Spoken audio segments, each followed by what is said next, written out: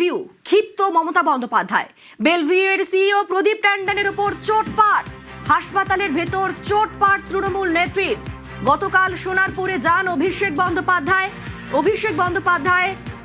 ভোটের রেজাল্টের পর প্রথমবার যান এবং প্রথমবার গিয়েই তিনি রীতিমতো ক্ষোভের মুখে পড়েন, আক্রান্ত হন।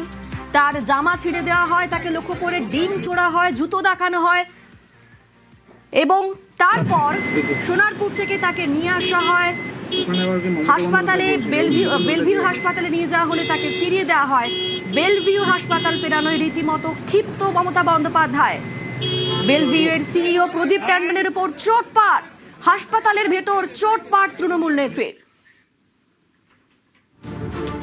Sorry, Mr. Tandon, you have done the wrong thing. Please remember what else we have done for you. God will not excuse me. Hold down your head to administration, police. You forcefully should be investigated.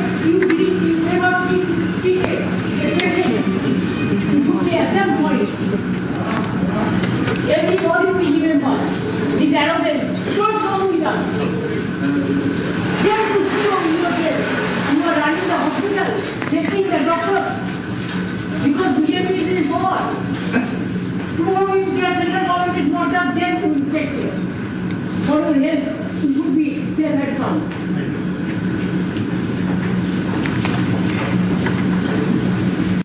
রীতিমতো ক্ষিপ্ত মমতা বন্দ্যোপাধ্যায়। তিনি বলেন, ট্যান্ডন আপনি ভুল করলেন, ভুলে যাবেন না আপনাদের কত সাহায্য করেছি। ভগবান আপনাকে ক্ষমা করবেন না, আপনার লজ্জা হওয়া উচিত। আপনি এভাবে হাসপাতাল চালাচ্ছেন, বিজেপির ভয়ে ডাক্তারদের ভয় দেখাচ্ছেন। রীতিমতো ক্ষিপ্ত মমতা বন্দ্যোপাধ্যায়। গতকাল সোনারপুরে যান অভিষেক বন্দ্যোপাধ্যায় যাওয়ার পর তীব্র ক্ষোভের মুখে পড়েন, জনরোষের মুখে পড়েন। তাকে লক্ষ্য করে জুতো দেখানো হয়, ডিম ছোড়া হয়, রীতিমতো হেনস্থার শিকার হতে হয়, তার জামা ছিঁড়ে যায় এবং তারপর তাকে নিয়ে আসা হয় হাসপাতালে। বেলভিউ হাসপাতালে নিয়ে যাওয়ার পর যখন তাকে ভর্তি না হয়নি, রীতিমতো ক্ষিপ্ত মমতা বন্দ্যোপাধ্যায়। তিনি বলেছেন, ট্যান্ডন আপনি ভুল করলেন, ভুলে যাবেন না আপনাদের কত সাহায্য করেছি।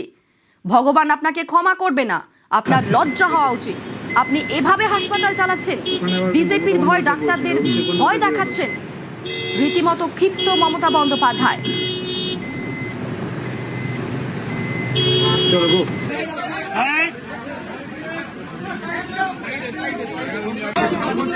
অভিষেকের কোনো গুরুতর আঘাত নেই, বুকে কয়েকটি কালশিটে রয়েছে, হাসপাতালে ভর্তির প্রয়োজন নেই, ইমার্জেন্সির নোটে লিখলেন বেলভিউয়ের চিকিৎসক।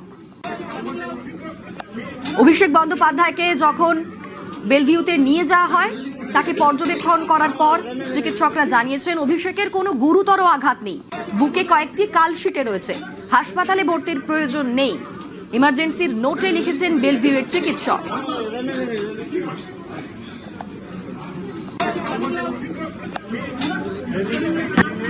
বিভিন্ন জায়গায় ইনজুরি স্পট দেখলাম, জামা কাপড় ছেড়ে দেওয়া হয়েছে হাত থেকে শুরু করে গলার নিচে থেকে বিভিন্ন জায়গায়, এবং ওর মাথায় হেলমেট ছিল বলে, এবং সঙ্গী সাথীদের কাছে যেটা শুনলাম যে একটা অদ্ভুত রাস্তাটা খুব অল্প পরিসরের রাস্তা ছিল, সেই পরিপ্রেক্ষিতে যে কোনো সময় যে কোনো ঘটনা ঘটতে পারত।